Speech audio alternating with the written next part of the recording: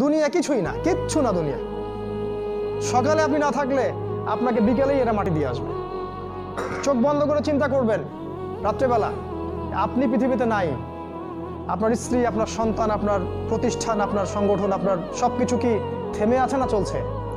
সব চলবে ভাই, কেউ থেমে থাকবে না, শুধু আমরাই থাকবো না। অতএব আমাদের কবরের চিন্তা আমাদেরকে করতে হবে।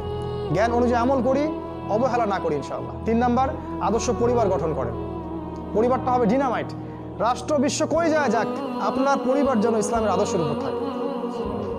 কারণ কু আনফুসাকুম ওয়া আহলিকুম নার, নিজে বাঁচো জাহান্নামের আগুন থেকে, পরিবারকে বাঁচাও। আপনার ছেলের ব্যাপারে সচেতন হন, মেয়ের ব্যাপারে সচেতন হন, স্ত্রীর ব্যাপারে সচেতন হন। আপনার পরিবার, আপনার রক্তের সম্পর্ক, আত্মীয়, এদের মাঝে আপনি দিনের প্রচারটা করেন। কোথায় কে জাহান্নামে যায় যাক, ওটার পরের চিন্তা আপনার, ওটা চিন্তা আপনার করতে হবে না এখন। আপনি আপনার পরিবারের দিকে ফোকাস করেন। যদি আপনি পরিবারকে ইসলামিক আদর্শে গড়তে না পারেন বা অবহেলা করেন, অবশ্যই আপনাকে এর জন্য আল্লাহ পাক জবাবদিহি করাবেন।